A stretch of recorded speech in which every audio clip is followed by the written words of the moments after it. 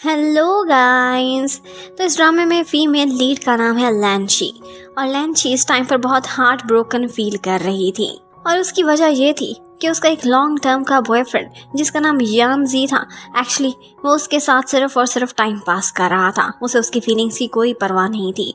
उसने एक दफ़ा उसकी बातें सुन ली थी जिसके थ्रू उसे पता चल जाता कि वो अपने फ्रेंड्स के बीच बैठकर उसका मजाक उड़ा रहा था और कह रहा था कि वो मुझसे ब्रेकअप करना अफोर्ड कर ही नहीं सकती, चाहे मैं किसी और लड़की के साथ समय बिताऊं या फिर उसे पीछे धकेलता भी रहूं, फिर भी वो कुत्ते की तरह से दुम हिलाती हुई मेरे पीछे ही चलती रहेगी।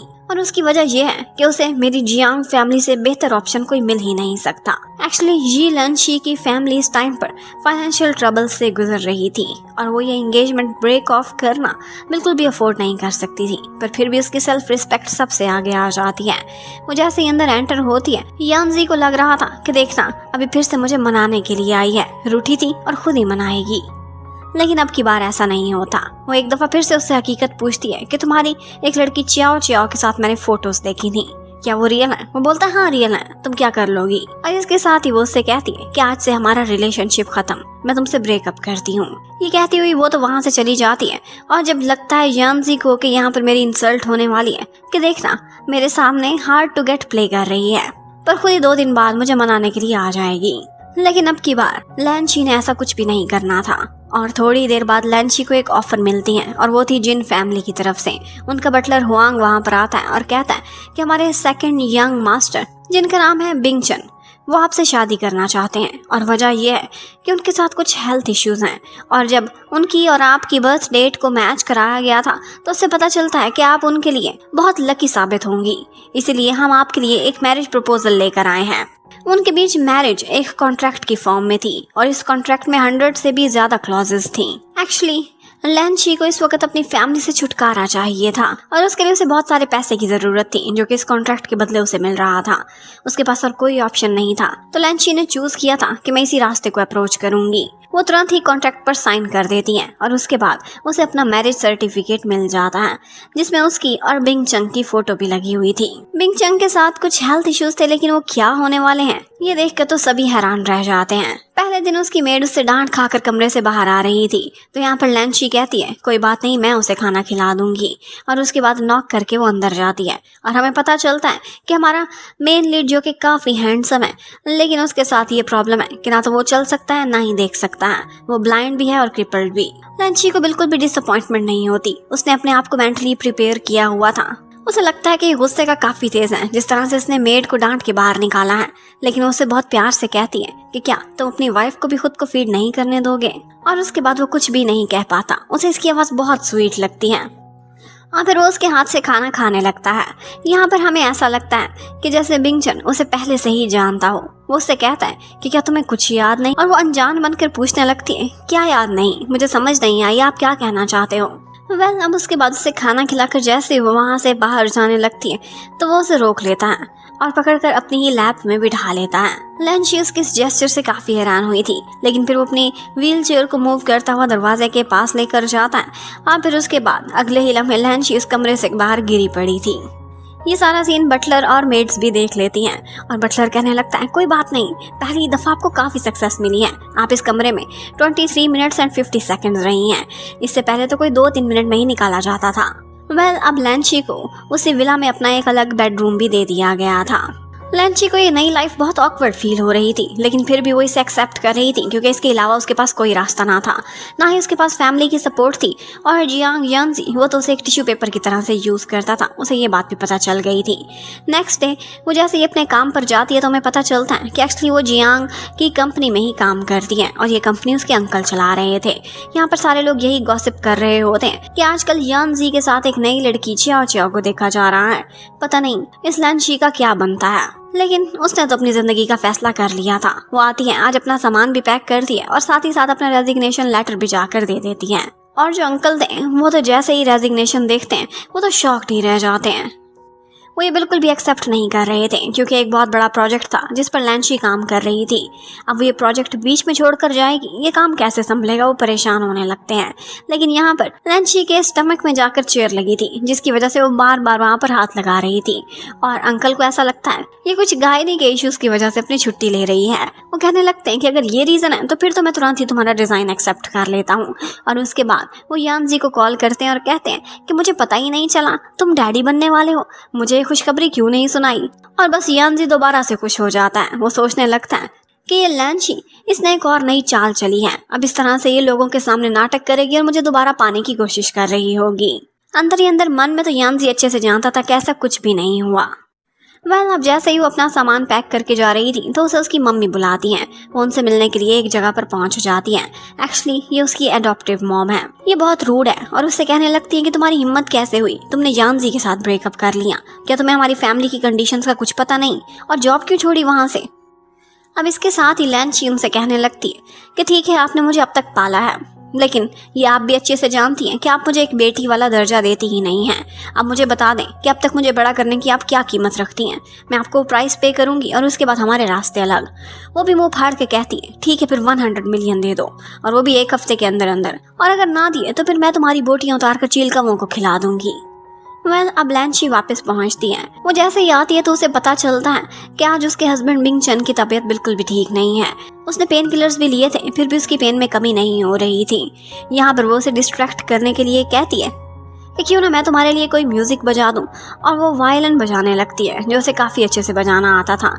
और जैसे ही उसकी ये धुन बिंग चन सुनता है तो उसे पुरानी यादें आने लगती हैं। एक कार रेसिंग ट्रैक था और एक रेसिंग कार के बाहर बिंग चन खड़ा हुआ था और यही म्यूजिक सुन रहा होता है। ये सब सुनकर उसे पुरानी यादें आती है और हीलिंग जैसी फीलिंग आने लगती है। वो काफी बेटर हो गया था और डिस्ट्रैक्ट होने के बाद वो उससे कहती है कि मैं तुम्हारे लिए आज कुछ लेकर भी आई हूँ। और शॉपिंग में उसके लिए एक गिफ्ट लेकर आई थी जिसमें कुछ गेम्स थी जिसके थ्रू वो खुद को बिजी रख सकता था। वो उससे कहती है कि ठीक है, मैं एक धुन बजाऊंगी और इसी बीच अगर तुमने इसे असेंबल कर लिया तो फिर तुम जीते, और अगर तुम जीत गए तो फिर तुम्हें एक प्राइज मिलेगा और प्राइज में होगी मेरी एक किस। ये सुनते ही बिंग चन कहने लगता है कि ये तो फिर पनिशमेंट हुई ना। अब वो थोड़ी सी एम्बेरस होती है और कहती है ठीक है, अगर मैं धुन बजाऊं और तुमने इतने टाइम में कंप्लीट ना किया तो फिर तुम्हें पनिशमेंट में मेरी किस मिलेगी। अब वो धुन बजाना स्टार्ट कर दिया और वो भी अपना काम स्टार्ट कर देता है। उसके बाद वो जैसे ही देखती है तो अभी उसका एक पीस रहता था, वो पूरी तरह से उसे असेंबल नहीं कर पाया था, तो वो उसे एक किस दे देती है कि ये लो तुम्हारी पनिशमेंट। लेकिन साथ ही साथ देखती है तो वो पहला नहीं बल्कि दूसरा पीस था, एक तो वो कब का कंप्लीट कर चुका था। अब ये देखकर वो काफ़ी शर्मिंदा होती है और यहाँ पर बिंग चन उसे तंग करने के लिए कहने लगता है कि देखो, मेरा तो प्राइस बनता था, तुमने मुझे पनिशमेंट दे दी, तुमने मेरा एडवांटेज उठाया है, ये याद रखना, मैं बदला ज़रूर लूँगा। अब नेक्स्ट डे बिंग चन एक जगह पर शॉपिंग करने के लिए जा रहा था और वो थी एक स्पेशल किस्म की टी शॉप जो कि उसके दादाजी को बहुत पसंद थी। वो उनकी बर्थडे पर उन्हें कोई स्पेशल गिफ्ट देना चाहता था। अब यहीं पर ही लैंची कहती है कि मुझे भी टी का बहुत शौक है, पहचान भी अच्छी है, मैं भी साथ चलती हूँ। और वो दोनों वहाँ जा रहे होते हैं, जबकि उधर हमें यानजी को दिखाते हैं कि वो भी इसी शॉप पर आया हुआ था और सोचने लगता है कि लैंची मुझसे कुछ ज़्यादा ही नाराज़ है, उसने मेरा नंबर भी ब्लॉक कर दिया है, तो क्यों ना उसे मनाने के लिए स्पेशल टी उसके लिए ख़रीदने जाऊँ जो वो बहुत पसंद करती है। और इत्तेफाक से वो दोनों एक ही शॉप पर आए हुए थे। लेकिन यहाँ पर जिन बिंग चन की फैमिली ऊंची होने की वजह से उसे स्पेशल जगह पर बिठाया जाता है, वहाँ पर नहीं जहाँ पर यानजी आया हुआ था। लेकिन यानजी को बातों के थ्रू इतना ज़रूर पता चल जाता है कि जो टी वो खरीदना चाह रहा था वो मिसेस जिन ने खरीद ली है। यहाँ पर बिंग चन आया हुआ है और उसकी वाइफ को ये बहुत पसंद है। वो सोचने लगता है कि उसकी वाइफ की और मेरी लैंची की पसंद एक जैसी है, हैरत की बात है। हमें दिखाते हैं कि उसी टाइम पर अपनी शॉपिंग कंप्लीट करके बिंग चन और लैंची वापस जा रहे होते हैं। लेकिन यहीं पर ही लैंची को यानजी के असिस्टेंट की कॉल आती है, क्योंकि ऑफ कोर्स बॉस को तो उसने ब्लॉक किया हुआ था। वो जैसे ही देखती है कि ये लोग भी यहाँ पर पहुंचे हुए हैं, वो तुरंत ही गाड़ी में जाकर बैठ जाती है। वो नहीं चाहती थी कि यानजी उसे देखे। इतने में हमें पता चलता है कि बिंग चन को भी ये फीलिंग आ जाती है।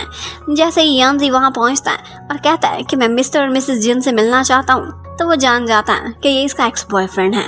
वो बोलता है तुम परेशान ना हो, और इसके साथ ही उसने अपने ड्राइवर को कह दिया था।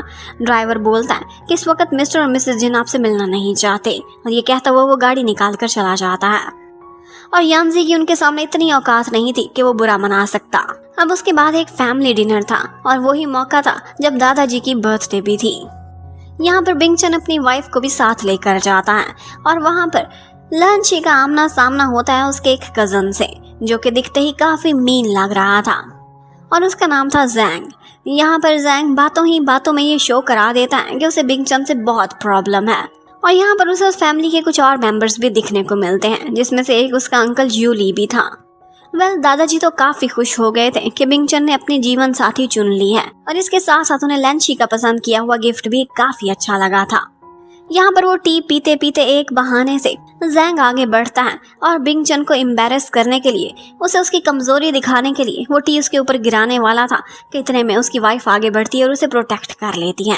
बिंगचन देख तो नहीं सकता था, लेकिन उसे जैसे सारों की नीयतें पता थीं, उसे अच्छे से मालूम पड़ जाता है कि जो जैंग करने की कोशिश कर रहा था वो इंटेंशनल था और इसको एक्सीडेंटल बोल रहा है। अब जैंग वहां से जा रहा होता है तो इतने में उसकी चाबी पीछे रह गई थी और यही चाबी जब लैंची देखती है तो कहती है मैं उसे दे आती हूँ। अब जाते ही एकदम से उठाकर खींच के चाबी उसके माथे पर दे मारती है और इतना बड़ा सा स्कार लग जाता है और फिर उसे कहने लगती है कि तुमने क्या मुझे भी अंधा समझा हुआ है, तुमने जानबूझकर मेरे हस्बैंड को टारगेट करने की कोशिश की थी और यही उसका बदला है। आइंदा उससे दूर रहना, वरना ये ना समझो कि अब मेरा हस्बैंड अकेला है, मैं हूँ उसकी सुरक्षा करने के लिए। और उसी टाइम पर पीछे से आता हुआ जिन बिंगचन ये सारा कुछ सुन लेता है और बिंगचन को बहुत ज्यादा फेस पर एक स्माइल थी, किस तरह से उसकी वाइफ उसके लिए सिंसियर है, उसे प्रोटेक्ट कर रही है, लेकिन उसके मुड़ने से पहले ही वो वापस चले जाता है। अब जैंग को काफी गुस्सा आया था, वो अंदर आकर बहुत शोर मचाता है कि नई वाली भाभी ने मेरे साथ क्या किया है, मुझे जानबूझकर मारा है। लेकिन लैंची मासूम बन जाती है और कहती है कि मुझे क्या पता था कि ये इतना वीक है, ये कैच भी नहीं कर पाएगा, मैंने तो इसे सिर्फ एक कैच थ्रो किया था।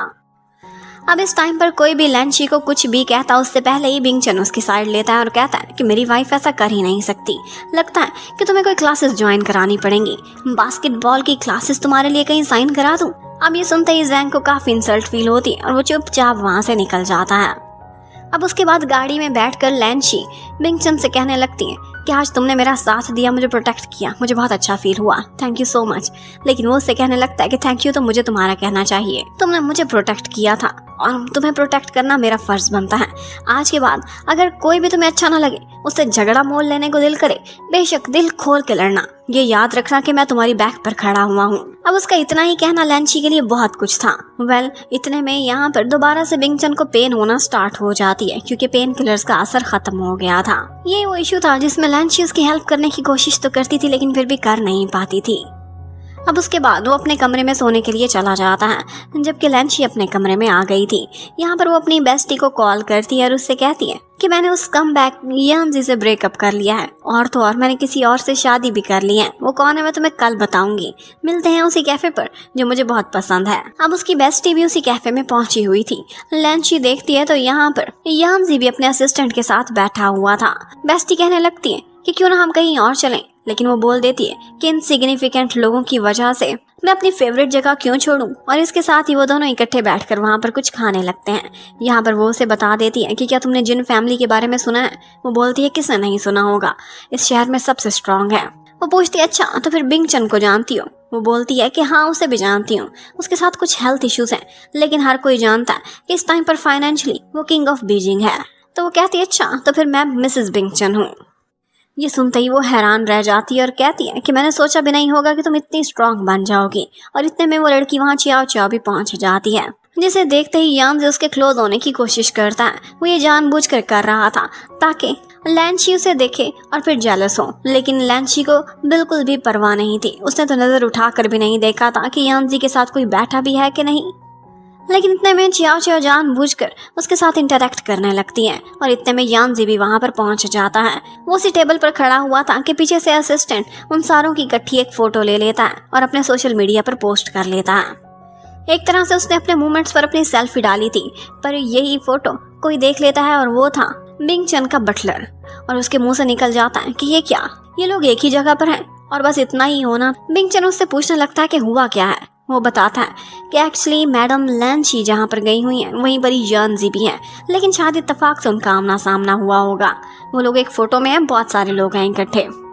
अब ये सुनते ही बिंगचन की तो हालत खराब हो जाती है, उसे बहुत ज्यादा जेलसी फील हो रही थी। वो कहता है कि उसने तो बोला था कि वो अपनी बेस्टी के साथ कहीं जा रही है। और फिर उसके बाद अपनी बेस्टी के साथ समय बिताते बिताते उसे बहुत लेट हो जाता है। वो रात को लेट नाइट घर पर आती है।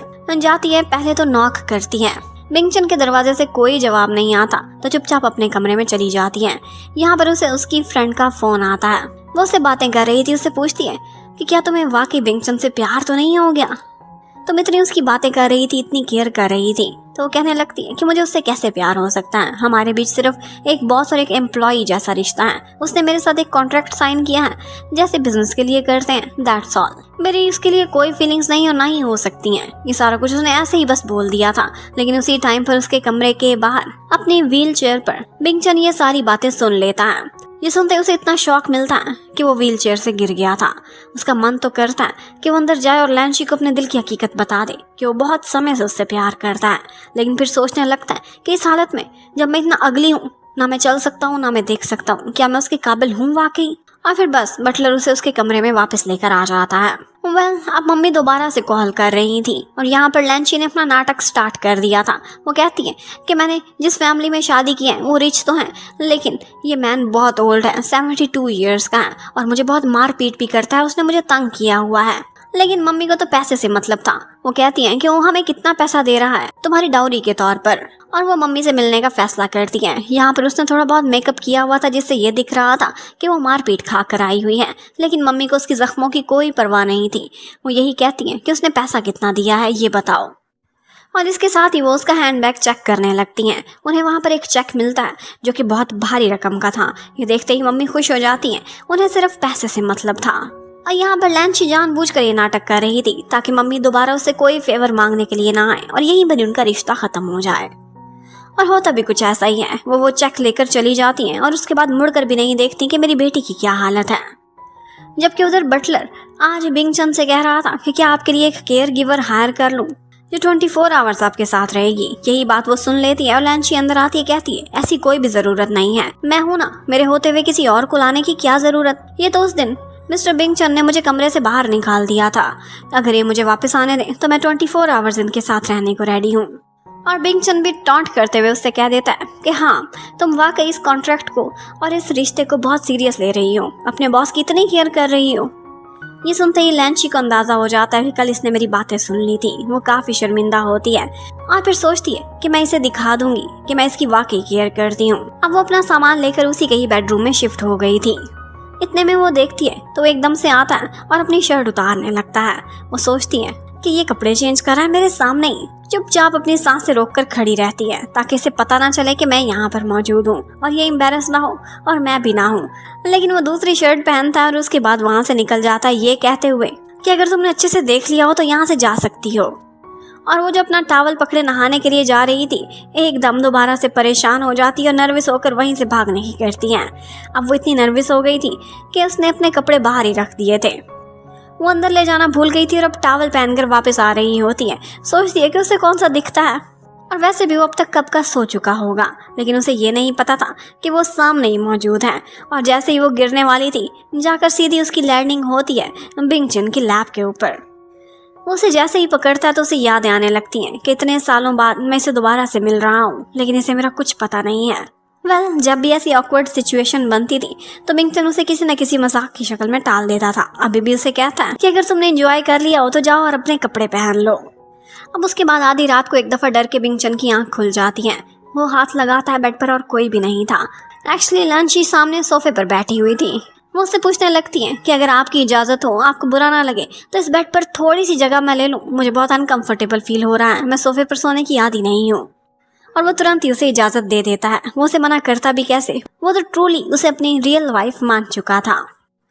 अब उसके बाद नेक्स्ट मॉर्निंग जब उसकी आंख खुलती है तो वो देखती है कि ये लड़का कितना हैंडसम है। वो सोचने लगती है कि अगर यांजी से पहले ये मुझे मिला होता तो ये मेरा फर्स्ट लव ही होता, मुझे तो इससे लव एट फर्स्ट साइट ही हो जाना था। लेकिन पता नहीं ये मेरे लिए क्या फीलिंग्स रखता है, मुझे कॉन्ट्रैक्टेड वाइफ समझता है या फिर रियल, आई डोंट नो। अब इतने में ऊपर से उनके कमरे में कोई आ जाता है जिसे देखकर वो बहुत एम्बैरस होती हैं। लेकिन ये थी बिंगचन की सिस्टर युआन।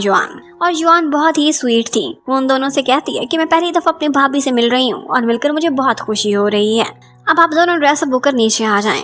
लंची जब भी चोरी चोरी बिंगचन को देखने की कोशिश करती थी वो हमेशा से उसे पकड़ लिया करता था। उसकी आइज तो नहीं थी लेकिन बाकी सेंसेस बहुत शार्प थी। वही इसके साथ ही हमें पता चलता है कि युआन ने बिंगचन के ट्रीटमेंट का सारा प्लान रेडी किया हुआ है, सिर्फ 1 महीना है, उसके बाद उसकी सर्जरी हो जाएगी।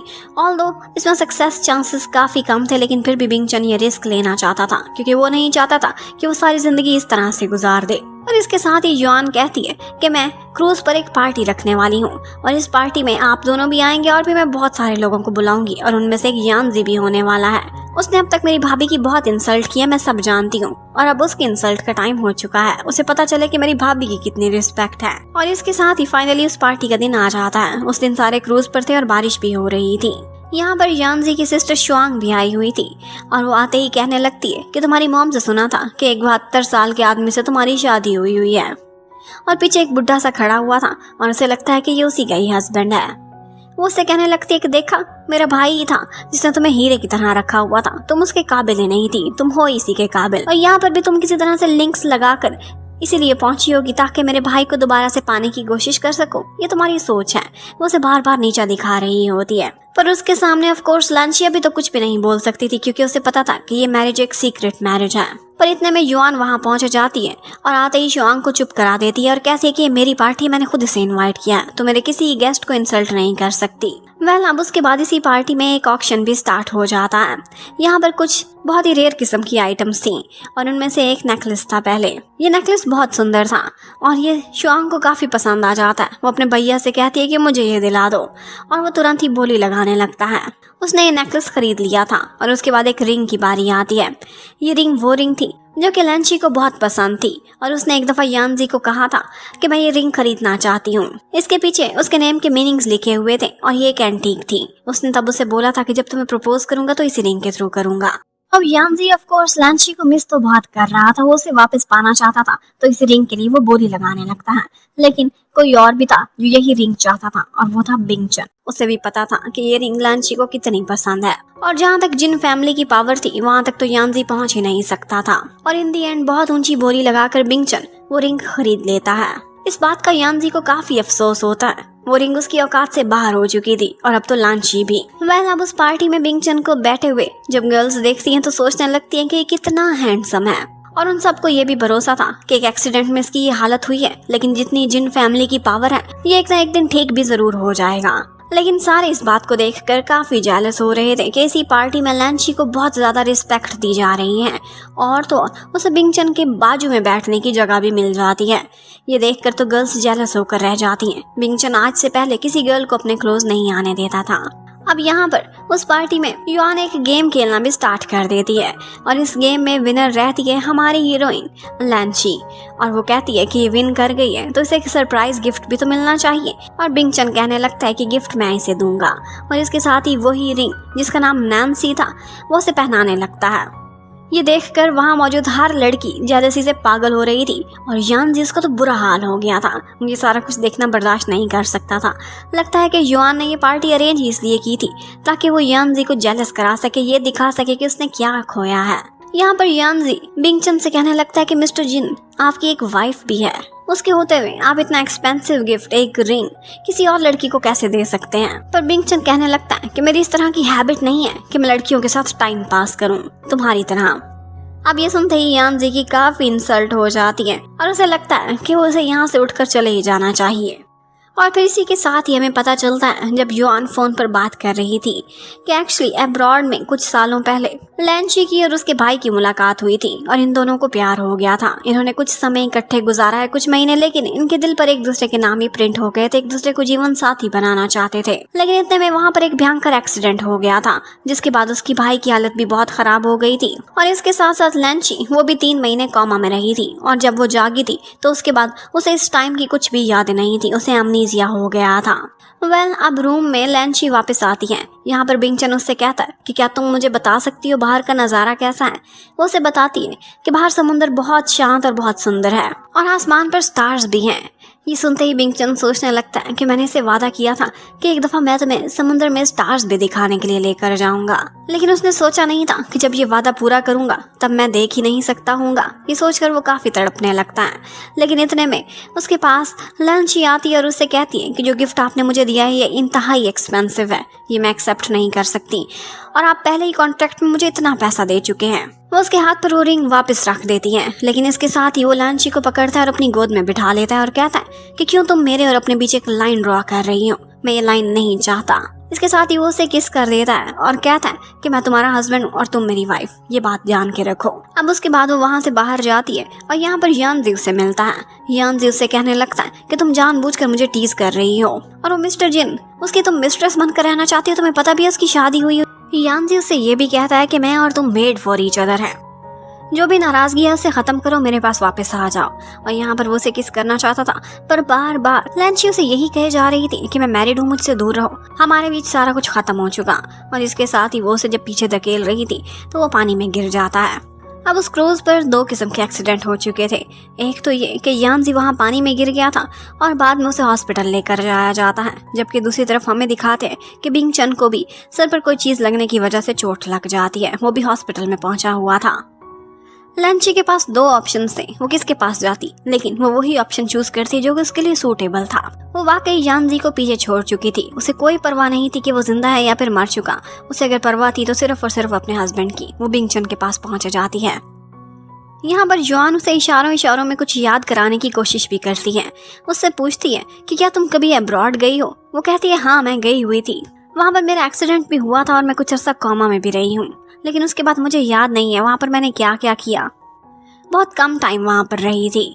और यहीं पर वो उसे याद कराने की कोशिश भी करती है कि शायद तुमने कुछ अवार्ड्स विन किए हो या फिर कुछ ट्रॉफीज भी ली हो, लेकिन ऐसा कुछ भी उसे याद नहीं था। जब जुआन देखती है कि मेरी भाभी को ऐसा कुछ भी याद नहीं है तो वो उसे ट्रिगर करने की कोशिश नहीं करती, क्योंकि वो नहीं चाहती थी कि बिंग चन को ये पता चले और भैया ही बहन से नाराज हो जाए। वो चाहती थी कि ये दोनों अपने इश्यूज खुद ही हैंडल करें।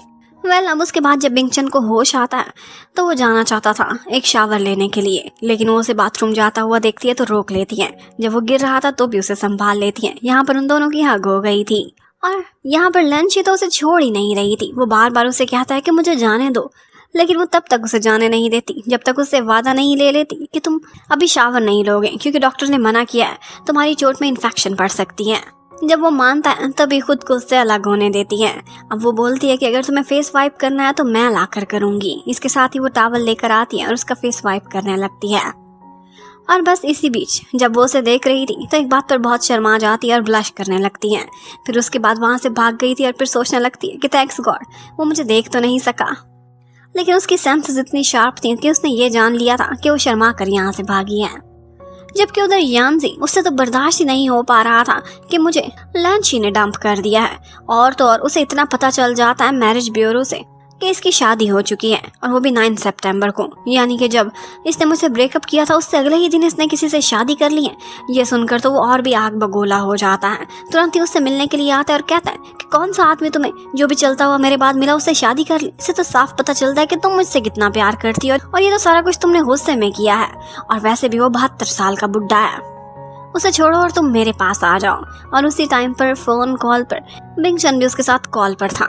यहाँ पर वो उसे खरी खरी सुना देती है और कहती है कि जो मेरा हस्बैंड है मैं उससे बहुत प्यार करती हूँ, मैं उसके साथ सेटिस्फाइड हूँ, खुश हूँ, और तुम्हारे साथ सब कुछ ओवर हो चुका, तुम ये मान क्यों नहीं लेते।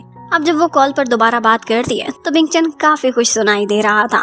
वो उससे कहने लगता है कि इसका मतलब है कि तुम हमारी शादी से बहुत सेटिस्फाइड हो और तुम अपने हस्बैंड के साथ बहुत खुश भी हो। तो याद रखना कि मैं हमेशा तुम्हारा ऐसे ही ख्याल रखूंगा और तुम्हें खुश रखने की कोशिश करता रहूंगा। ये सुनते हुए दोबारा से शर्मा जाती है।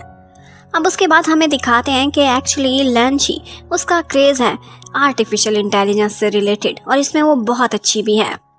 वो एक दिन यही काम कर रही होती है कि यहाँ पर बिंग चन पहुंच जाता है। वो उससे कहता है कि मेरी सिस्टर की कंपनी है, उसमें भी आर्टिफिशियल इंटेलिजेंस से रिलेटेड बड़ा प्रोजेक्ट आ रहा है, तुम क्यों ना वहाँ जाकर एक इंटरव्यू दो, मुझे यकीन है तुम्हारी सिलेक्शन हो जाएगी।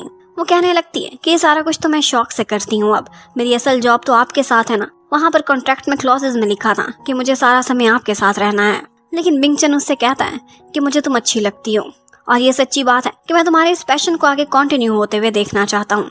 अब से तुम जाओगी और इसी को ही आगे कंटिन्यू करोगी, और इसी में ही मेरी खुशी है, मेरा ऑर्डर है ये सुनते ही वो इतनी खुश होती है कि उसे एक हक कर लेती है, और इस बात पर बिंग चन की खुशी भी देखने वाली थी। अब नेक्स्ट डे वो इंटरव्यू देने के लिए उसी ऑफिस में पहुंच जाती है, और यहीं पर एक मीटिंग डिस्कस करने के लिए यानजी भी अपने सिस्टर के साथ आया हुआ था। उसकी सिस्टर तो शुरू से ही बहुत मीन थी। यहाँ पर शुआंग एक दफा बैठे हुए देखती है तो लांची के पास आकर उसे बातें लगाने लगती है और कहती है, मेरे भाई की तरफ जॉब छोड़कर तुमने कितना बुरा किया, एक बुड्ढे से शादी भी कर ली, फिर भी तुम्हें जॉब की तलाश है, शर्म आनी चाहिए तुम्हें, तुमने क्या पाया क्या खोया। पर लैंची को इन बातों की कोई परवाह नहीं थी। वो उसे 2-4 सुनाती हुई वहाँ से जाने लगती है और कहती है कि तुम अपनी फिक्र करो बस। अब वो इंटरव्यू देकर जैसे ही कंपनी से बाहर निकलती है तो यहाँ पर यांजी उसके पास आ जाता है और कहता है कि तुम्हें जॉब की जरूरत है, लगता है तुम्हारी फाइनेंशियल कंडीशंस बहुत ज्यादा खराब है, तुम ऐसा करो तुम जियांग ग्रुप में वापस आ जाओ, तुम्हारे और मेरे रिश्ते का या हमारे पास्ट का तुम्हारी सीट पर कोई इम्पैक्ट नहीं होने वाला, तुम्हारी वाकई ज़रूरत है उस पोस्ट पर, तुम्हारे जाने के बाद काम काफ़ी गड़बड़ हो चुका है और मैं तुम्हें 3 गुना सैलरी भी देने को तैयार हूँ। पर वो कोई भी जवाब देती उससे पहले ही वहाँ पर बिंगचन पहुँच जाता है और कहता है कि मुझे ये कबूल नहीं है। ये कंपनी भी जिन ग्रुप के अंडर थी और उसको वहाँ देखते हुए यांजी कुछ भी नहीं बोल पाता, सिर्फ इतना ही कहता है कि आप इतने बड़े हैं, इस छोटी सी लड़की के मामलात को लेकर क्यों बॉदर करते हैं। पर यहाँ पर बिंगचन उसे एक मिल्क टी ला कर देता है और कहता है कि ऑटम्स की पहली टी मैं तुम्हारे लिए लेकर आया हूँ, आई होप मैं फर्स्ट पर्सन हूँगा जिसने तुम्हें ये दी है। ये सुनते ही लैंची को बहुत हार्ट टचिंग फील होता है। एक्चुअली यहीं से तो उसके घाव स्टार्ट होते थे। चियाओ चियाओ ने एक पोस्ट की थी जिस पर उसने यही दिखाया था कि यांजी ने उसे स्प्रिंग की पहली टी गिफ्ट की है और अब जैसे यांजी के सामने बिंगचन सारे बदले ले रहा था। यांजी भी ये बात समझ जाता है और उससे कहने लगता है कि क्या तुम उस मिल्क टी वाली बात पर नाराज हो, वो तो मैंने सिर्फ और सिर्फ तुम्हें जेलस कराने के लिए किया था, मैं तो तुम्हारे लिए सारी जिंदगी मिल्क टी खरीदने को तैयार हूँ, तुम सिर्फ मेरे साथ चलने को तो रेडी हो। पर वो उसे साफ इनकार कर देती है और कहती है कि मेरी लाइफ में अब कोई और आ चुका है और मैं अपने हस्बैंड के साथ बहुत खुश हूँ।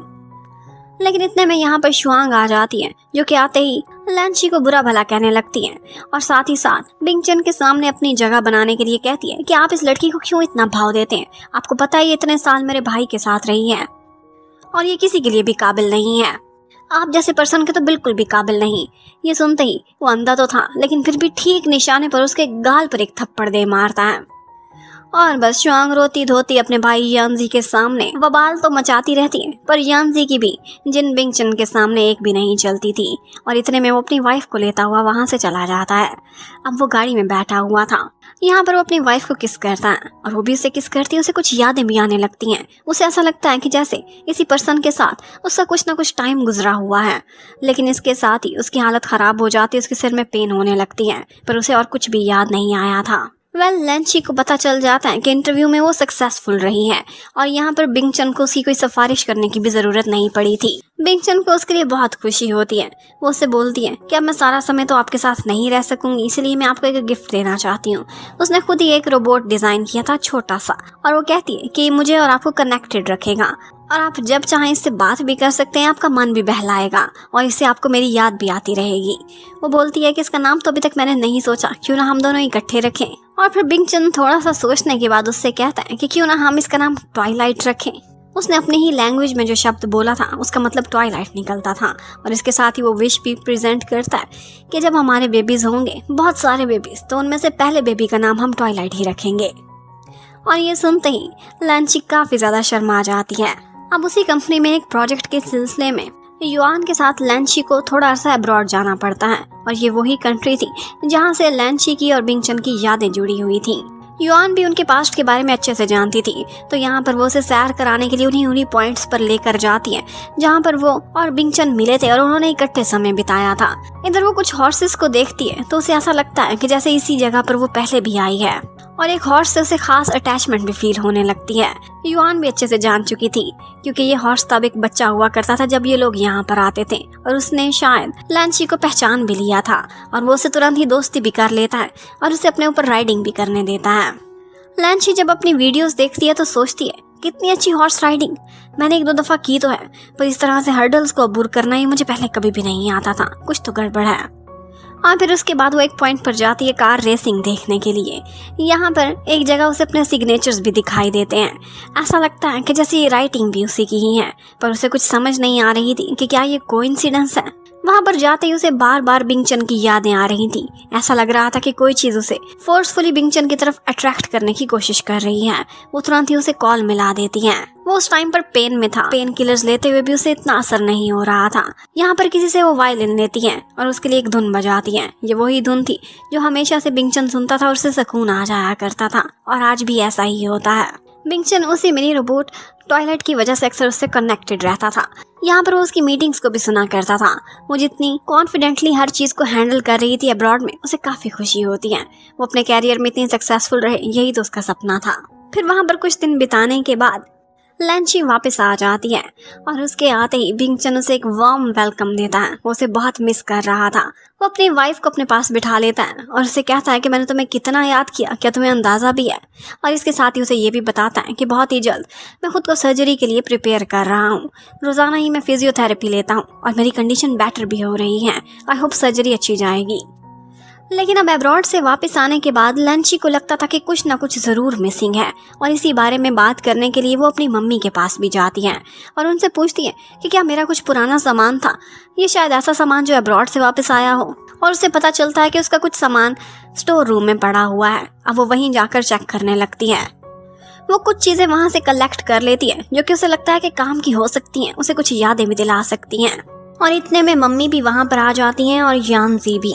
यहाँ पर मम्मी बताती हैं कि जब ये अब्रॉड में हुआ करती थी तब इसने थोड़ा अरसा एक गरीब से लड़के को डेट किया था जो कि हमारी फैमिली के काबिल नहीं था, इसीलिए अच्छा हुआ इन दोनों का ब्रेकअप हो गया और उसके बाद इनका ये सारा किस्सा यहीं पर ही ख़त्म हो चुका था।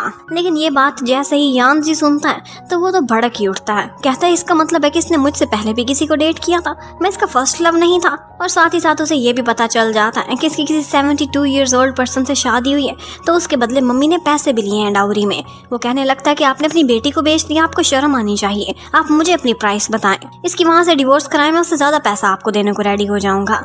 लेकिन यहाँ पर सबको लैंची खामोश करा देती है ये कहकर कि मैं कोई बिकाऊ माल नहीं, मैं जहाँ पर हूँ बहुत खुश हूँ।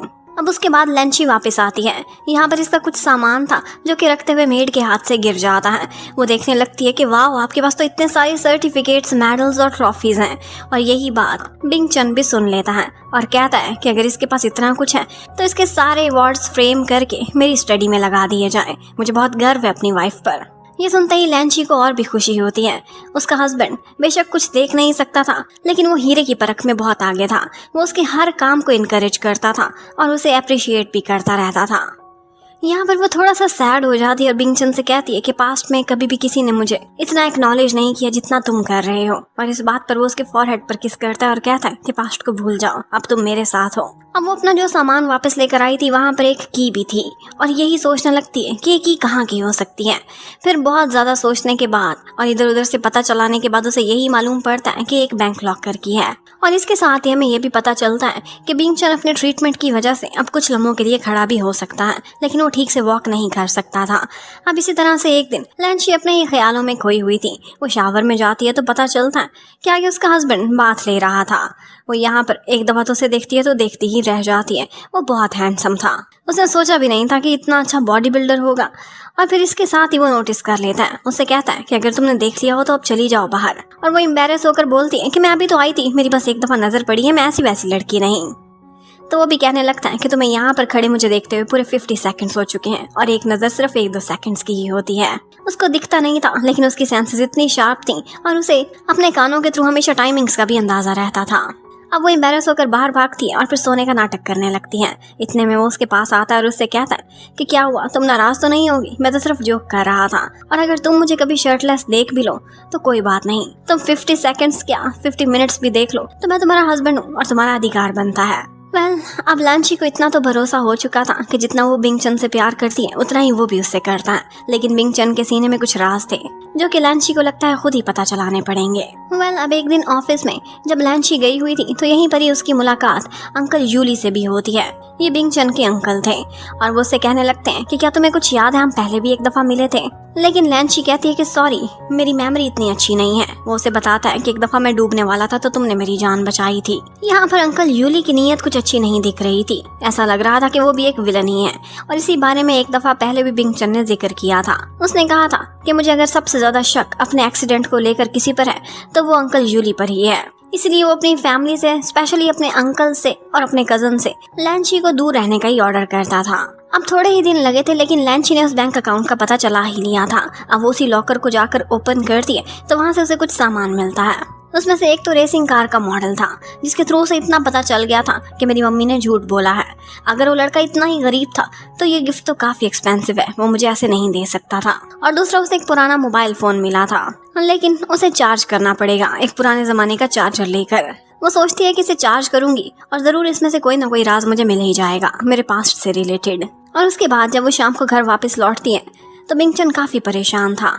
उसकी अगले ही दिन सर्जरी होने वाली थी और उसे लेकर वो बहुत नर्वस था। ये सर्जरी बहुत ही रिस्की होने वाली है, इससे उसके नर्वस सिस्टम पर भी असर हो सकता था और हो सकता है कि वो कभी होश में वापस ना आए। लेकिन वो चलना चाहता था, दोबारा से देखना चाहता था, इसीलिए वो ये सर्जरी का रिस्क लेने को तैयार था। यहाँ पर वो दोनों हस्बैंड वाइफ काफी क्लोज हो जाते हैं। बिंगचन लैंची से पूछता है कि क्या तुम मुझे इजाजत देती हो, क्या मन से मुझे अपना हस्बैंड मानती हो? वो कहती है ऐसा ही है, लेकिन उसके बाद वो उससे दूर हो जाता है और फिर उसे गुड नाइट बोल देता है। लैंची काफी परेशान थी, लेकिन एक्चुअली बिंगचन ने ये सारा कुछ इस वजह से किया था क्योंकि उसे नहीं पता था कि कल की सर्जरी के बाद वो दोबारा से उठेगा भी कि नहीं। इसीलिए वो लैंची को किसी रिश्ते में ट्रैप करके नहीं जाना चाहता था।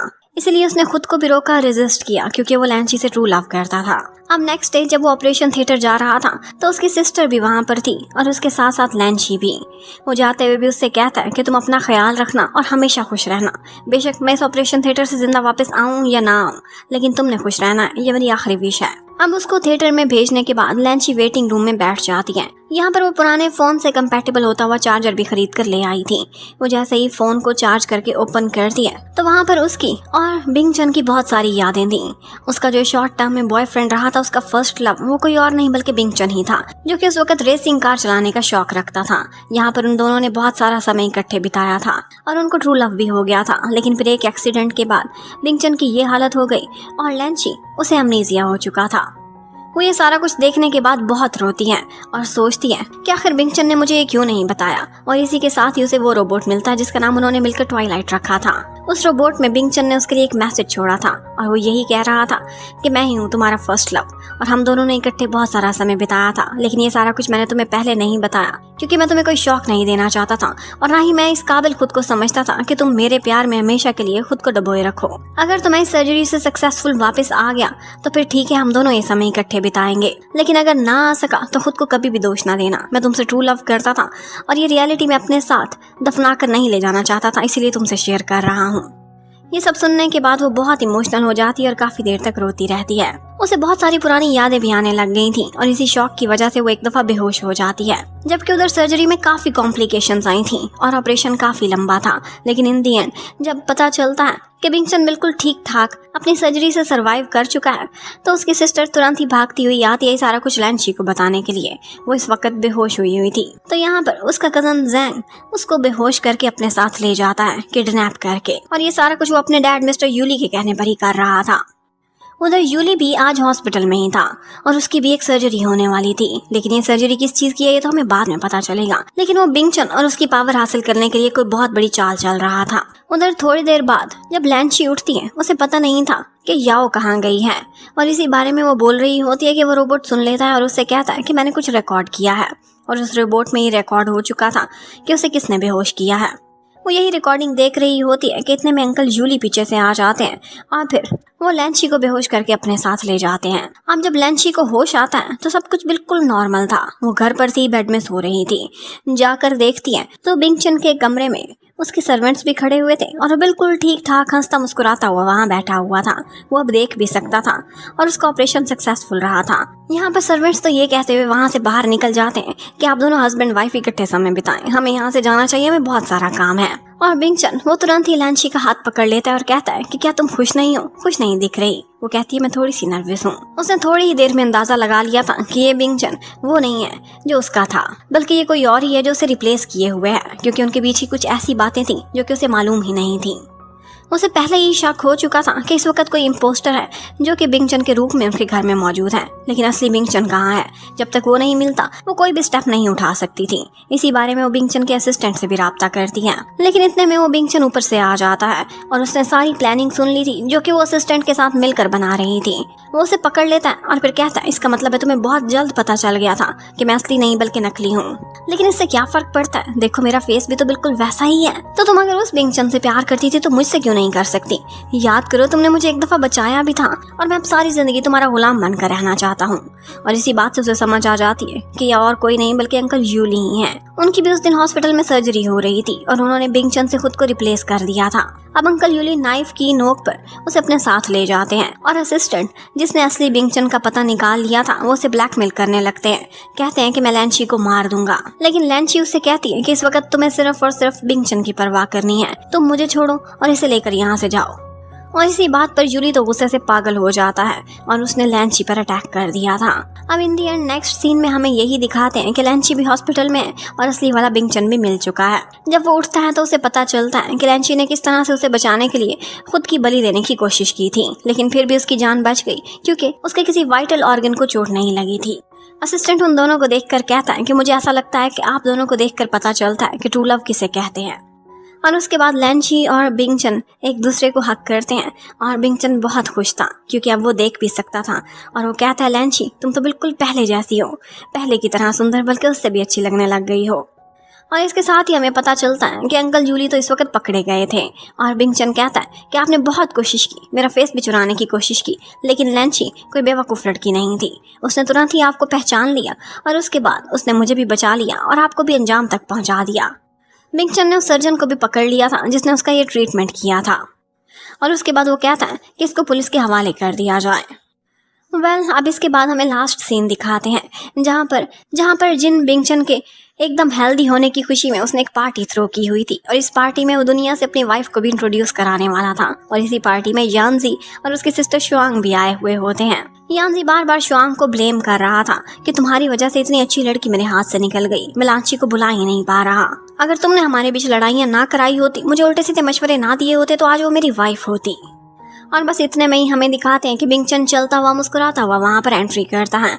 उसकी आइज़ भी बिल्कुल ठीक थी और वो चल भी सकता था और उसके साथ उसकी वाइफ थी, जिसे देखते ही यांजी तो गिर ही जाता है, जबकि बाकी सारे लोग उन्हें इकट्ठे देखकर काफी खुश नजर आ रहे थे। वो दोनों एक कपल थे और अब तो उन्होंने दुनिया के सामने भी अनाउंस कर दिया था। और इसके साथ ही हमें दिखाते हैं कि वो दोनों बहुत खुश नजर आते हैं। और उसके बाद बिंगचन अब लैंची के साथ एक क्रूज पर जाता है और वो दोनों सी में बैठकर स्टार्स को भी देखते हैं। उसका ये सपना भी पूरा हो चुका था। अब वो दोनों हैप्पीली एवर आफ्टर रहते हैं और इसी के साथ ही इस कहानी की हैप्पी एंडिंग हो जाती है। Thank you for watching.